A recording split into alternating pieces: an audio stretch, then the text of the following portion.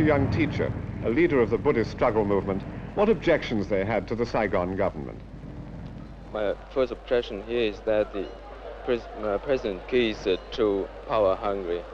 And besides, I'd like to tell you and to the world that the first thing is that in spite of the fact that in Da Nang we have a lot of slogans against the Americans, but that does not mean that the Buddhists are anti-American at all, because we do understand that we need the help of the Americans, as long as they are still the friends of the Vietnamese people. Because in this struggle against the visa, it's not an easy struggle at all, so we need their help.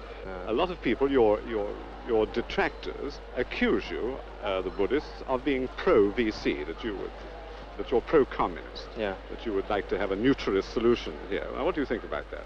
Oh, this is really a very false accuse, and what I call a labeling. Just if you do not like somebody, just put a label on him and say he's a VC.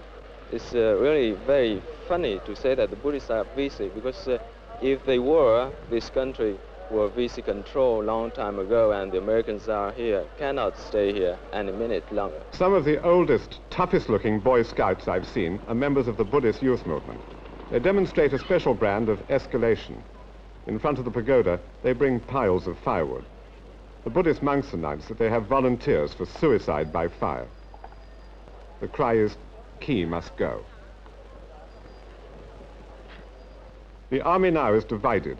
Supporting the Buddhists, General Dinh. Yes. You know that John Key must be out. John Key must be out. John Key must be out. What's wrong with General Key? You know that when I come here to accept the to command corps, you know the situation is very, very difficult, you know, because he has... General Ton Tat Dinh has survived many difficult situations. Only 3 years ago, he was on the other side. He was the general who attacked the pagodas for President Diem. Stuck on to against him. General, you've seen many coups in Vietnam. Many, many coups. What effect is all this having on morale in the army? You know, the morale of army, you know, when they saw John Key to do that, how that side? When the send troops here, you know, they didn't have morale to do. The morale was low if John Key to do that. Well, what can be done to improve morale? To improve morale, the best way to do, John Key to up, down. To release the morale, up.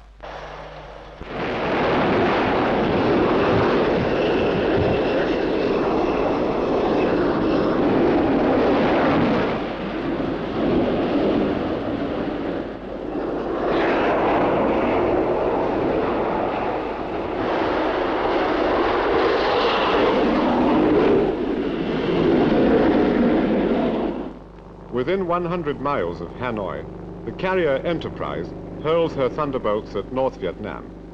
One of 6 carriers off the coast, she has a crew of 5,000. Payday here is $500,000. In the dim-lit rooms below, pilots are briefed for a raid. What I'm saying is this, that the weather over the beach is probably going to be worse. Over the beach is the pilot slang for North Vietnam. In one respect, it's the war the Americans would like to fight. No Viet Cong or jungle here. The pilots are mostly college graduates in their 20s, but the job is tough enough. The losses have been considerable. A year of bombing has cost 250 jets shot down. They spend up to 6 weeks at a time on station in the China Sea. They go out, sometimes twice a day.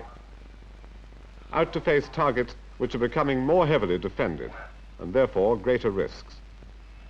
The bombing has so far failed to achieve its stated aims: to force the North Vietnamese to a conference, to stop the aid they send south. The real military targets, like industry and Hanoi, the pilots can't touch. Many of the targets now are wooden bridges and dirt roads. And the pilots sometimes feel they're trivial for the risks involved. Stand clear of jet intakes and jet exhaust. Start all go aircraft. From the decks of Enterprise, the bombing goes on round the clock.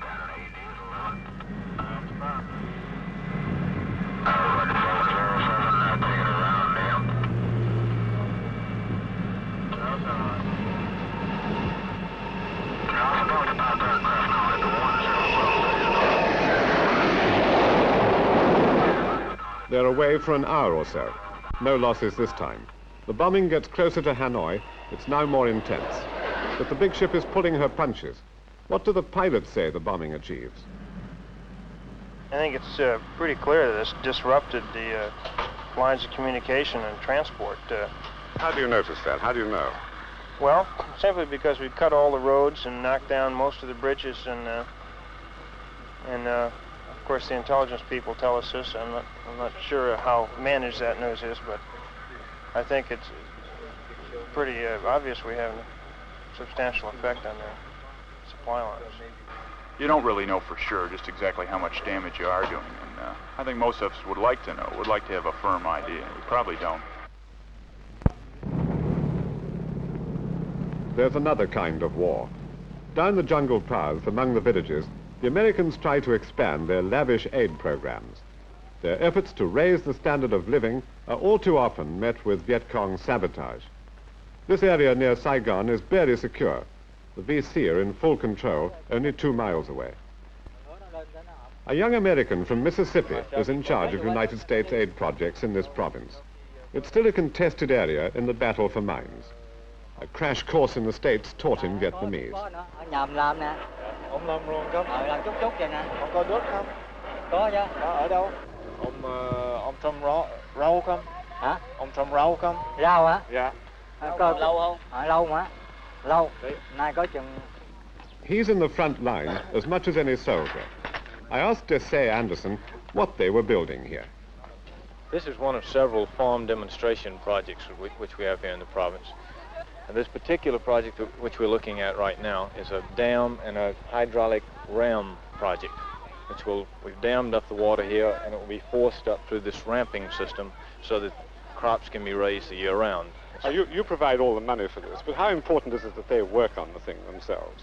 Well, this is critical so that they begin to achieve some sort of emotional involvement with the governmental system. And we feel that this makes a lot of difference, for example, in whether or not the Viet Cong would try to destroy or hinder the project in any way.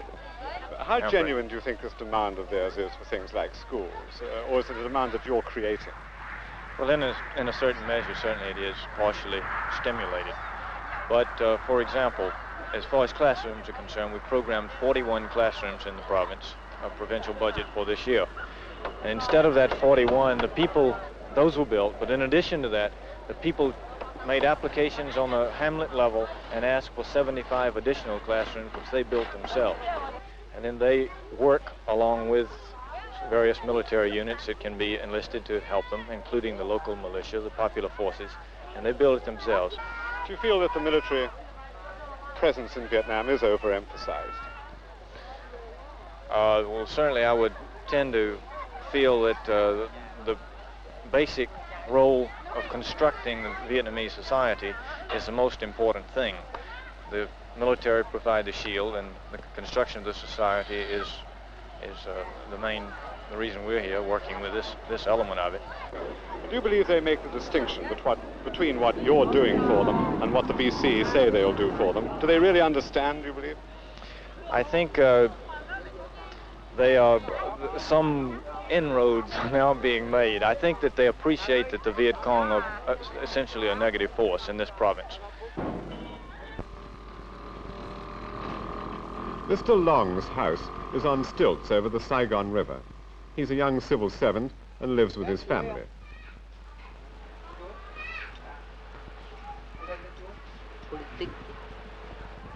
It's a typical Sunday lunch.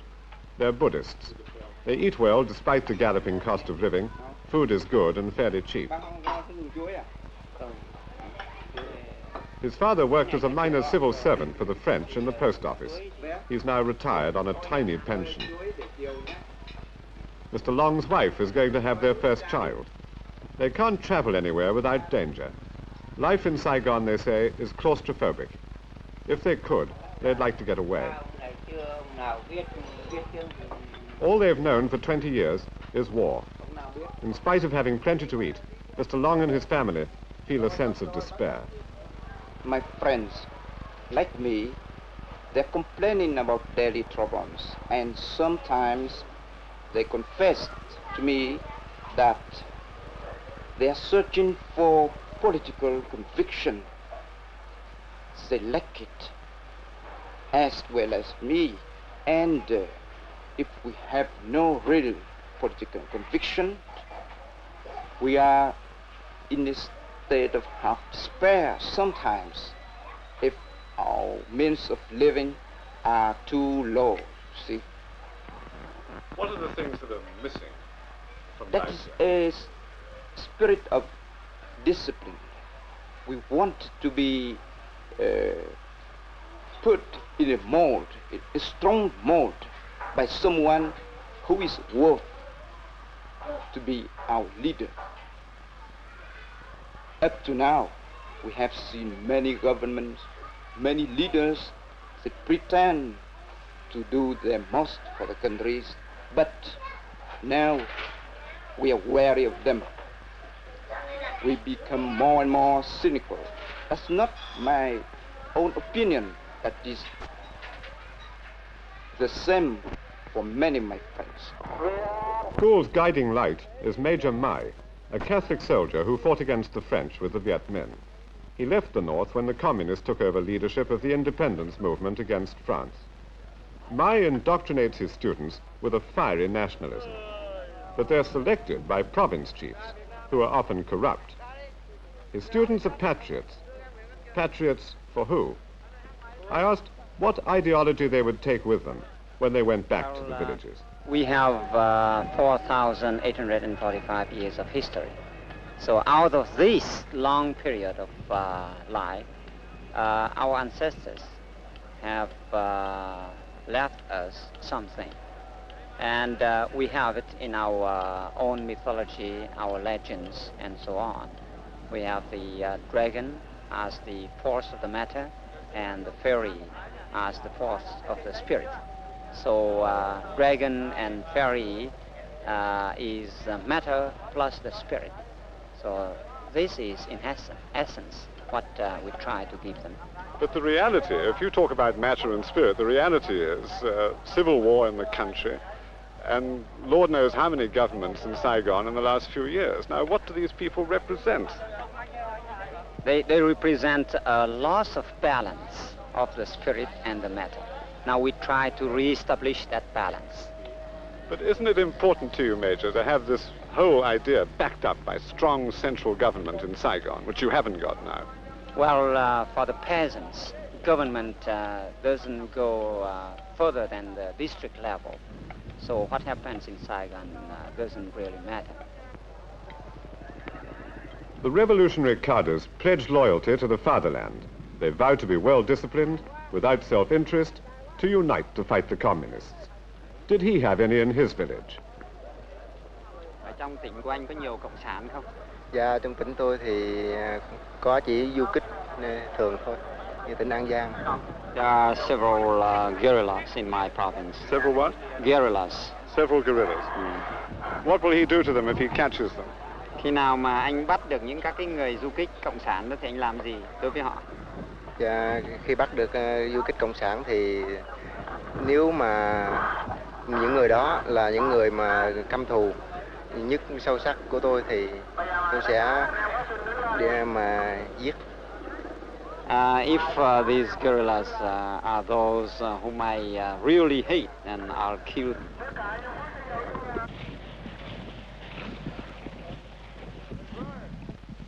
Under the rubber trees near the Cambodian border, troops of the 1st Infantry Division, Big Red 1. The American offensives are now penetrating Viet Cong base areas like this that have been inviolate for many years. The commander of 1st Infantry Division is General William Depew. I asked him what American combat troops had achieved. Well, I've only been with the division for a month and a half, but I'm starting my 3rd year in Vietnam, and I can say that a year ago, May last year, things were grim. And when you compare the situation today with then, it's the difference between day and night. The VC were closing in on Saigon, roads were closed all over the country. There were no offensive operations into base areas.